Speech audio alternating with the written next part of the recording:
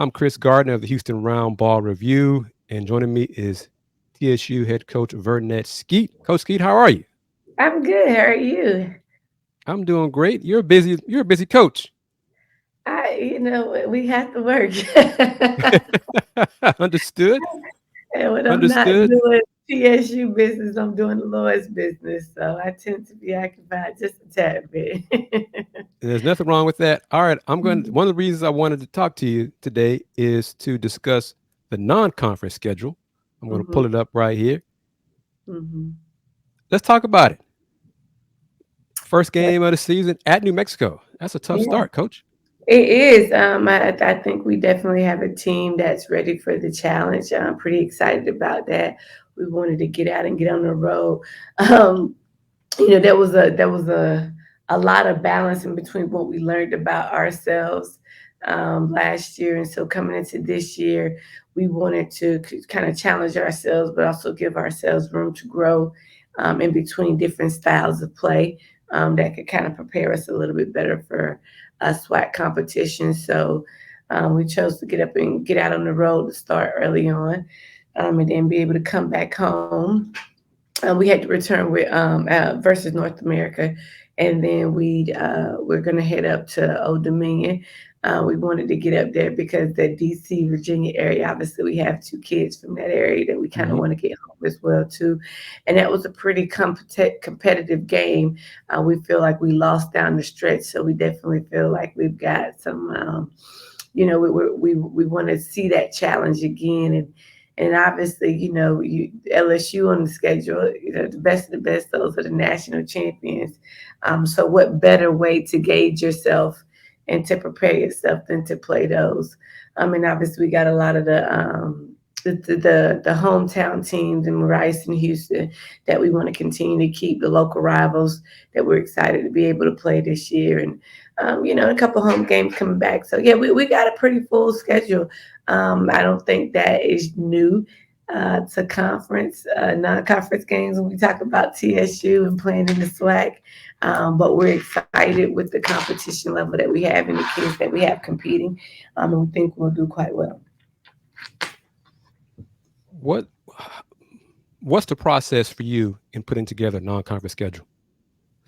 My biggest thing this year was to get my whole scheme this year is to be community. That's really one of them. Going into my second year, I wanted to have more of an imprint in the community. So my biggest challenge was to get home games. Now, obviously, we had some contracts and some we had to fulfill and fix, so we had to return to some people this year, but from last year. But the majority of my building was to challenge just one, challenge the best of the best, but also establish our home base. And so this year we have five non-conference home games, which we're really excited about. Hmm. And I think that's pretty unprecedented for TSU coming For into. sure. So a lot of the what we what else we had was challenging us around those. We had to come up with that, and once we got that fulfilled, we built around that. And so, I also wanted to be a fearless competitors, and so if you want to walk around there, our theme is crowns on, and you want to be you go play the best of the best. So obviously, it was a no brainer to try to get in there and compete against LSU and give our kids that opportunity to see to keep their crowns on versus the national champs. And so that was a lot of it. Like, how do we challenge them? How do we get in front of our fans? How do we build this connection with our community? It's very hard to build a relationship long distance. True. True. so so we tried to fix that. Well, we really wanted to make sure we're trying to get about 100 hours of community service this year. We really want to be out in high schools and elementaries, out and about in the community at parks and centers, community engagement areas. And then we wanted to give people something to come out and celebrate with us and to be proud with us at. So that's why we kind of built from that out, and everything else was just kind of filling in. And I saw you and the team at the first, hopefully, annual Fan Fest. Mhm. what was your impressions of that as a first event? Hopefully, it becomes an annual event. I mean, I thought it was amazing. I think it's great anytime, even though we're on a college campus together, and you would think that we see each other more. But like for our players, for our coaches, even, for me, it was great to be able in one spot to look at all of these kids and get familiar with their faces and know like that's soccer and that's golf. And then, get excited about their personalities and see them walking out. And so for us, we've committed to making sure we have like a TSU women's basketball takeover for every sport. Okay. And so through that event, it made us connect more. So, we've already done football and soccer and volleyball for our team days event. So it was great for us because we're going to fulfill that as all the other respective sports pick up in their season.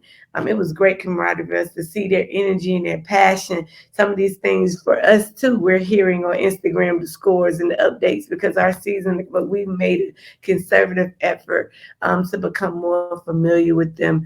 So not just the fans, but for us in general, it was an immaculate experience orchestrated by our phenomenal vice president, of athletic, direct. So like we were glad that VP Granger was able to create that experience for us because for me, like especially coming into my second year, it was great just seeing the kids, and you could just kind of sprinkle the blood of Jesus and pray over everybody in one area and wish Hmm. everybody, blessings as the season got started. So it was exciting. I really enjoyed it, and I'm definitely looking forward to it coming back next year. You mentioned it. This is will be your second season at TSU as head coach. What Mhm. did you learn in your first season as head coach at TSU? Just the structure and the dynamics of things. I think, obviously when you're at different places, things run you know, differently. And I think that was a little bit more of a challenge of figuring out how to get things that your kids need done and, how to approach those to where it's a workload on everybody and you're trying to not overwhelm people at the same time, but it's still a necessity. And so transitioning the culture where the starting point should have been. And it's not Okay. only with your team. The starting point has to be outside of everything that you touch, and then you build it from there. You can't just no great farmer goes into a field and just plant seeds, no matter what they're trying to grow. They're going to till the soil first. They're going to build environment. They're going to pluck out the weeds. They're going to pluck out the thing. And that's what we had to really do so that we give the opportunity for some of our young women who take the HBCU route to not always have to grow as a rose through the concrete, but grow through fertile ground because the rose could become a fertile bush. Hmm. And so that was the approach, and I really put my foot down on that. And we're already reaping the benefits of it, and you'll be able to see this team look, energy, feel different, in their approach and their demeanor. We had a lot of situations where we got so used to losing or expecting not to overcome, Okay. and that's what I'm trying to change, that mentality, that expectation not to overcome. And so I think I got better as a coach with tools for that. Because in some of the places I've been prior, you're able to recruit that Hmm. mentality a lot easier. And what good are you as a coach if you can't overcome those barriers? And so I became better as well as a coach, and for those challenges for what my team needed for this environment. How many players on this year's roster? We have 14. We have 14 players in this roster. And who are they? And who are some of the players that fans should expect big things from this year? If they on the roster, everybody. Okay. All Because right. they know that rent is due and there's a requirement for everybody. And so I do think that's what, the approach of our system and our style of play, which was a little bit different. Because sometimes you can have kids who don't want the same responsibility, even though they say they want to be a part of it, but they don't want the work of that. And right now we have everybody that does want to contribute and want to work and want to have a role and a responsibility. And so I do think that we're gonna be very successful in that. We still are relatively young, Hmm. coming into this situation. We do not have any seniors, and so our juniors, I think we have five juniors, and all of them are, except for Lily, are newcomers. Okay. So they're JUCO players and they're transfers, and so that's still new, even though it has experience, basketball experience, but our system, the SWAC experience, all of that is still relatively new, and so we don't have anybody that has more experience than Lily, who is currently coming off of a Jones fracture. So we're still relatively new to this, but we're hungry. So it's very exciting. We got our point guards coming in who have just a high Q. I am grateful. I think our roster has upgraded. I don't think we have anybody on the roster under 5'8", and that's point Okay. guards. And so we've definitely gotten bigger across the board. We don't have extreme sides like some of our other counterparts in the SWAC, but we're consistent at 6'3" and 6'4" across the board, in our post area 6'2", and we're very athletic, and our kids are very conditioned. They really taken. We have a new strength and conditioning coach, Coach Dominique Graham, and he is phenomenal. And he's really challenged the girls and got them to another level. So I'm excited about what we're going to be able to present. But the jury is still out, on who's going to emerge, because it's very early. And I've learned not to crown people too soon, because crowns are something that you've got to learn to put on your head, Hmm. And so we'll see. But very excited. I think we just have natural shooters and natural attackers, very good slashers and finishers. I think our finishing ability, it has increased, and so we'll see. Very excited about what's to come. A lot of good kids and good people. Our kids, they've really bought into this. I mean, even they've inspired me with wanting to do community service.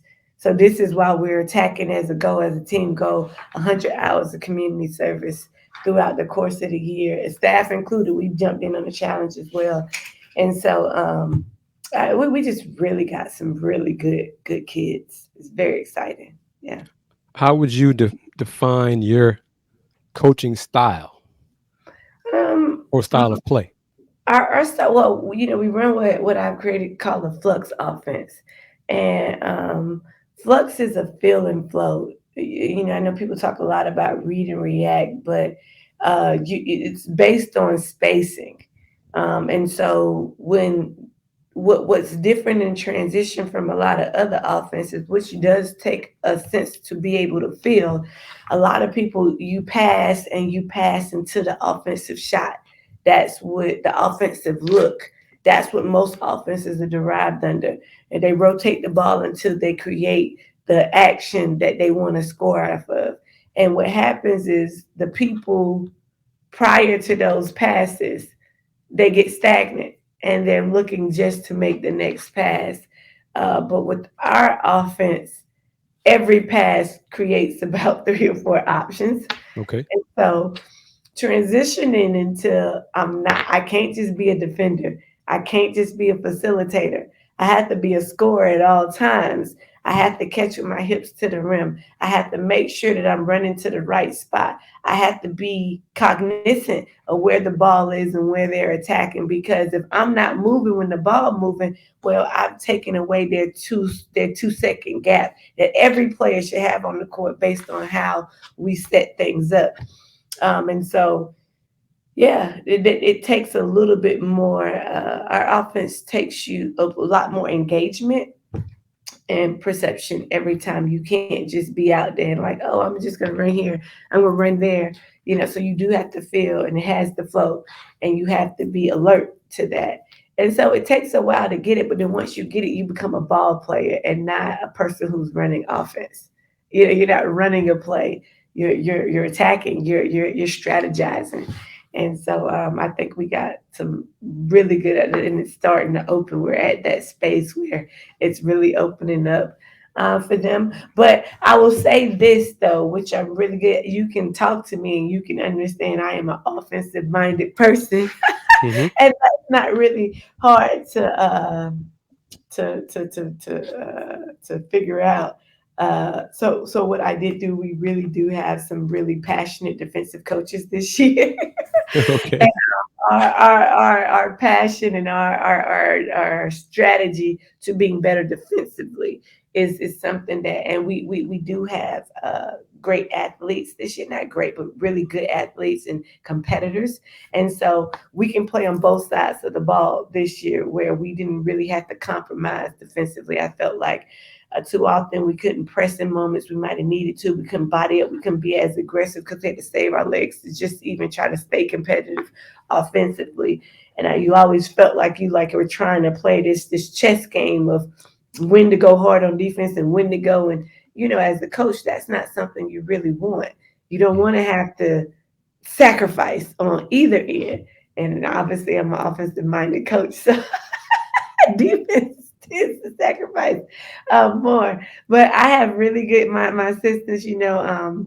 We have this mentality. Coach India Elliott, she's here this year with us, and what we call ICU defense. We're gonna put your defensive, your offensive strategy and the vitality of what your offense does in ICU. And Okay. so it's going to be so fun as her and Coach Brooks instill this. And so I'm really excited about this and how they've come up with that, and they've taken it on. And our first day of practice is Monday on the 25th, and so we are doing all defense just for the whole week. That's a lot for me. I was going to say that's a lot for you. Yeah. A lot for me, but I'm committed to it. And we to break out this ICU like we plan, and I just think it's going to be so fun and exhilarating. The kids are going to enjoy playing it because they'll see the results, and then when you add that with flux, we're really excited about the year. We're really excited and just blessed for the vision that God has given us to be able to do so much more, because this is a lot. These are college kids, and at this level with short resources and short staff, you can tend to compromise some things and just get out of there. Don't take character, don't take, get the best play and just throw them out on the floor and be like, whatever. And our university standard, our athletic department standard is still about getting great kids, getting them degrees, affecting the community. And every time you hear something about Texas Southern, you're going to hear that from our president. You're going to hear that from our AD, Kevin Granger, who's also an academia scholarship, like who has a Hmm. doctorate as well, like who does like so. Everything here is prescribed to excellence. And so I'm so glad that the environment that we're building for these kids at this level doesn't say compromise.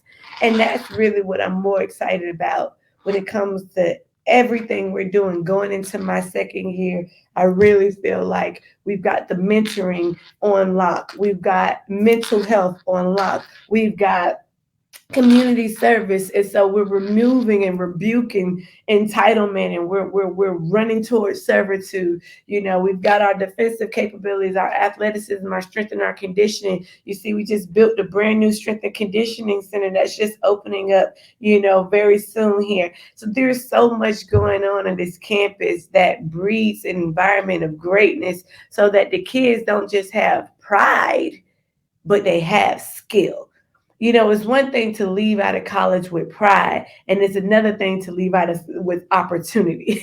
Great point. Great point. That's true. You know, Very true. and so to be a part of this in the cups as it's just taking fold and it's finally here, I'm really excited. And so I do think that the kids appreciate that, because that's hard today, that we have kids that appreciate being in that space and want to do it justice and are proud about what they're going to present on the floor and will do it for each other. They really bought into the T.I.G.E.R Way, which is togetherness, integrity, God, excellence, resilience. A lot of people don't want to talk about this. A lot of people do shy away from it. But most of all of my players have a relationship with God and they're actively walking in it. I mean, I literally just had a player ask to request a meeting with me the other day. And, I'm thinking she wanted to talk about the play. She was like, hey, coach, can you help me understand this scripture? I was like, what? you know, Okay. All right. so it's hard not to speak on Hmm. these things and not to declare it and show people and showcase you can do both, and you can coach with intensity, but you still can provide opportunity for these kids. You still could teach mental. You can still hold them at a demand. They don't have to be hoodlums, or and which is exactly what I love about what Coach Prime is doing. I'm not creating a thug. I'm creating a doctor or a lawyer, or somebody who can compete out the court at the highest level. And I'm really excited about going into this year. Win, lose, or draw, I know we're building successful people, and this whole team is built and bought into that. And it's just and it's and I mean, like, to have complete support of the administration and my AD, and like, I mean, we're really elated to get the season started. I can tell you're Yeah, excited and hyped for it. yeah, yeah. One of So the things I noticed about you and the women's basketball team, you're very active on Instagram. yes, we've now that's another thing I feel like God has really provided us. We have a new video coordinator, and content creator liaison, Okay. Coach Jay, and her real name is Jillian, and she's phenomenal. And literally, I just found that God just brought her. Okay. No, it was literally the day. I mean, she was working as a content creator for a church. And the day before, I had a grad assistant prior to that, and you saw what we produced last year. There's no surprise. We didn't have all of this stuff. And she got into school the last day. Like, we were literally like, hold on, give us one more day so we could get her let us a recommendation in. And TSU, being an academia for the students, Hmm. work with her to get her in last minute, to get her an advisor that is working with her to build her into, to help her get a master's and pursue higher. And she's doing a phenomenal job for us right now, with getting that out. And she's getting a higher education as well. And so, I mean, I mean, when he said he would provide, he would provide. And so that's another thing where, we're just really talking about why we're excited, because I realized the ground, the soil needed fertilization. Okay. And Hmm. God has helped me do that. And so we have, we also have one of my graduate assistants, executive assistant, her Ariana Taylor. She was supposed to play for us last year here. And she ended up getting injured all season long. And she went through the summer, and towards the end of the summer, the injury just didn't seem like it was going to heal. Okay. And she was going to have to go into surgery again. And then they were talking about, possibly coming back in the SWAC a few, towards the end of the SWAC. And she's already a fifth year senior. And God just spoke to me and was like, don't do that to her. Like, it's time for her next chapter. And so now we have a liaison that can help us with the kids, who's a former player from TSU that loves TSU, on our staff as well, to help bridge some of that gap to get us to the next level. And so she's out here every day working her butt off. She's taking on a community service project. She wants to be visible. Like, she's taking on all the liaisons for the elementary schools. I mean, we just have everybody moving at such an elite level. And then I'm also bringing in another assistant that was a former player for me at, my nationally ranked Marquette team. Okay. who's won, who's pushed at that level, who's played against the top of the top, who was top 25 in and she's still relatively young. She was a point guard. She graduated with over 1,000 points, over 500 assists. That's going to be able to be a great point guard coach to help mentor our point guards. And so, like, I'm it's just, when he says he'll work it all out for the good, we just really got better. And the humility that God was working with me with saying, we needed more. We needed more. You can't do it by yourself. You're running thin, like spread out. And I really just got a phenomenal support staff right now. And I'm getting, even my managers, I don't know if you, but if you look, my managers have an Instagram page. They're taking over social media now too. So if Okay. you follow them, if you are out there, What is their accounts? Give it's them some love too. TSU Women's Basketball Managers, Okay. WBB managers. So they're like the behind the scenes. They're proud. They're running their own stuff. They came up with the thing. They're like, Coach, we doing so much. We would love to show and show that we could get behind the scenes, getting ready for trips, stuff people don't see how it works. I'm like, take it and run with it.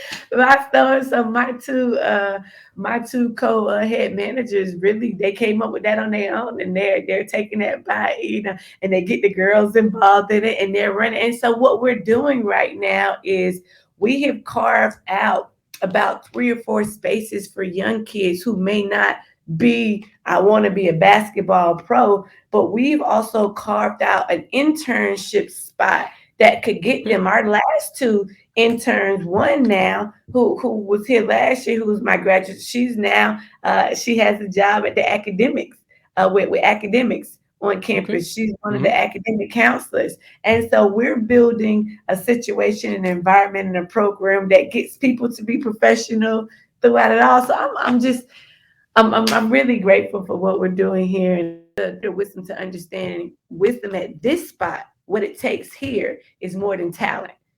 Does that make sense? It, Yes. it takes more than just, because these kids need so much. And I was having a conversation with my AD, and we were discussing, he has so much wisdom because he's done everything. Like, he's been everything at TSU Right. before in some Hmm. capacity, player, man, he's swept the floors. He's, Hmm. so he's not coming from a hierarchy, like, how you can't, like, he knows, he's been in the trenches. And we were just saying, like, nowadays when a lot of these kids get scholarships, they're going to maybe Power 5 schools, and it's requiring less resources for them because you got all these people, the NLIs, who are giving them money, but the people who need it, who aren't really receiving those resources, are actually having to output more from their families when they're already coming here, because this is a little bit less socioeconomic situation. And so we're actually requiring more out of college these days for a lesser resource place. Hmm. So we're asking a lot for our kids. So how do we take what we have and make this environment fertile enough for them to be able to walk out of here and compete with anybody on any level and keep their crowns on? And to have an administration that cares about that is just phenomenal, because you don't have to. You can win and loss and ship it on out of there and be like, figure it out. Yeah. And my mentality is, what good is it to have 4 championships, conference championships, and then you return to McDonald's, you know, Yeah. from college Hmm. with so we're really actively building this, and truly thankful for some of the people who have the support, like Kevin Allen, and who are out here every day, who is maybe not in their job description, but they're working hard every day to give extra. And that's what is required. If you work at HBC, you're giving extra outside of Yes. you're giving extra. And we applaud the people who do that without resentment. You don't always find the people who do it without resentment or anger, or I work harder than you have that too. And it's just navigating around that, because ultimately what we've done is find a way to not cheat the student athlete experience. And ultimately, that's all that really matters. And so I think this year you will find girls who are walking out on the floor who don't feel cheated, so they won't cheat. Does that make sense? It sure does, Coach Skeete. It sure does. That's what I'm excited about. Yeah. Excellent. And I commend you, and I look forward to seeing the team play this season. Do you have a personal Instagram account or is just a team? I do. Okay. I do. It's I think it's Vernette.Skeete. Are you active on that or just I through the am. Oh, team? I am hallelujah active. I'm on there with messages and motivation. I'm trying to inspire the nation. My thing is check ball. I'm always trying to give people some, and really I be talking to myself sometimes because it's something that God gives me while I'm running in the mornings. It's something to try to wrestle with the kids, trying to get them to school and get to work. And I get a message to endure to keep me, to stay, so I stay refreshed too. But I from time to time definitely have a few quotes and things on there. And most of the time now I'm tagged in all of the stuff that's basketball wise too. So if it's hard to remember how to spell my name, you can just easily tag me on with from the women's basketball page. But yes, Vernette.Skeete is my handle. And for those who don't know, because I haven't said it, Mhm. what is the team's Instagram account? TSU women's. Hold on, let me say it accurately. Uh, it's Because I'm learning how important it. Instagram I do. is Yes, to this generation. yes, it is. How do you follow? How we find you? It's TSU women's basketball Okay. spelled all the way out. TSU women's basketball. Yep. So But yeah, yeah, that's what I followed. I was like, yeah, they're doing everything on this IG account. So we're salute. really trying to, and again, because like I said, we want to make sure we're engaged with the community. And I've learned as well that this generation loves to see themselves. So I like their moms literally, I had a mom ask, I said, what happened? She's changed. Like, what did you say? Like, was she eating is something different? But she was like, no, I was asking. I never see her on the highlights. So she was motivated because her family didn't see. So she wanted to make sure she was seen in the highlights because we don't do it personally. We just take whatever is. Right. That was hilarious to me, but I'm like, whatever works. So, yeah. My last question for you: Mm. what is your recruiting pitch to get two young ladies to come to Texas Southern and play for you and get an education at TSU? Um, we really talk about the first thing is you've got to be able to prescribe to the T.I.G.E.R Way. That's it, because that's not a negotiable. Because the one thing that I could deal with skill level, I could train, I could work, I could deal with anything, but what I cannot deal with, which is what we had to adjust, is the culture of the locker room. Because if I'm working this hard to create a fertile ground as a coach, as the president, as a AD, then you can't come damage it. So kids have to be vulnerable in that locker room. They have to feel safe. They have to feel good. Like, so you cannot compromise the first T, which is togetherness. If you're in that locker room and you are a bad person, because I say all the time, a weak person is a bad person. You could ask anybody in my program, and you say, "Hey, a weak person is a what?" They're gonna say a bad person. Okay. That is something that because if you watch somebody demean somebody, you might as well do it too. If you watch somebody swing and you don't help, you might as well swing too. And if you perpetuate that as an allowance, then at some point somebody's going to shrink. And nobody is entitled, nobody is good enough to shrink somebody else. If you're on this team, your requirement is to grow. Everything we're doing, everything we're pouring into this, it's to grow. So if you can't prescribe to that and be on the same mission as us, and that means a lot of different things. Like togetherness means you are gonna. So if we want to win a championship, but you're not in the gym and you're the only person that's not putting up extra shots, well, then you're not with the mission. You've got to state what you're here for. You've got to know and your goals can't underachieve or undermine us as a whole.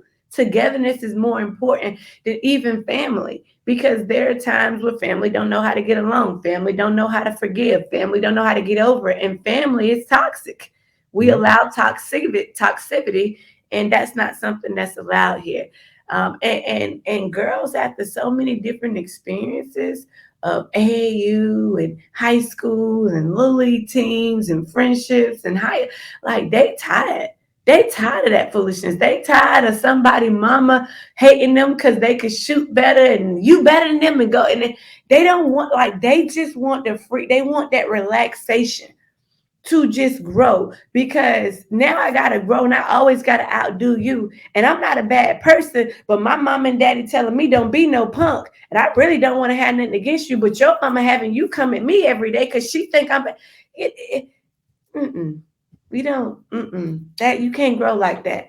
You know what I mean? Because now you're not thinking about the best version of you, versus trying to, because greatness is not parallel.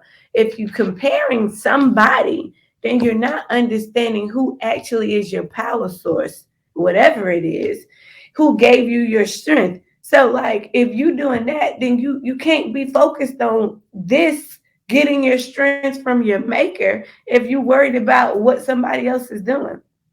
Integrity, which is the I. I mean, it does speak for itself. You do what you say you're gonna do. God, I don't make nobody, sir, but I'm gonna hallelujah and thank you, Jesus. If that's offensive to anybody, probably ain't the place for you. It don't mean you ain't good enough. It's just probably in the place. I'm not like your opinion is not going to make me shame. And I think that this society has gotten, you can believe whatever you want to believe, but in your belief, it shouldn't hinder me from being able to operate in how I believe. Like, we've got to stop that as a society. Like, you don't have to agree with it. I'm not baptizing nobody. I ain't taking them to the altar. None of that. But I'm going to believe what I believe, and I'm not going to change that. So I may be walking out here singing church music. You can't have your nose turned up because I'm saying hallelujah. You know, excellence, that is the standard, and the resilience.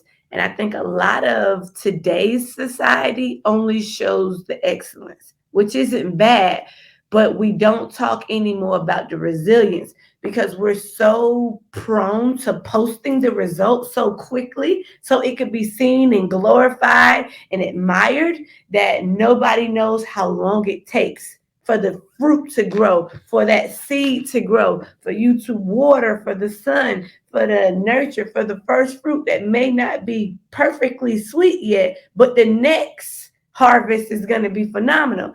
We don't talk about that no more. Everybody want the Gucci, Prada, Louis right away. I worked in the gym. I went, I ran 3 miles. I want to lose 40 pounds. Like, wait, it don't work that way off of not one time. But over the course, of months of this practice, you can begin. And that's something that here we try to re-educate, is the process of greatness, the resilience of it, why it's going to take, not giving up too soon, not getting frustrated because you don't see the result right away. And so it takes a little of that giving up out of the mix, and so that was the hardest thing that I was trying to convey last year, that I feel like from where I got to start this year with this team, it's been easier to teach, and so that is how I recruit. If those things don't spark something in you or resonate into you or be like, man, I would love to know, yeah, I would love to see how I could exceed greatness and come into that and make, yes, I would. And this ain't for you no ways. So, it recruits itself, to be honest. Coach Skeete, thank you very much. Texas Southern women's basketball head coach Vernette Skeete. I'm looking Thank forward to the season. You, Let's you, you go. got I am ready. I am ready. We on a countdown. We in about 40 days now, so be ready. Coach Skeete. You take care and keep in touch.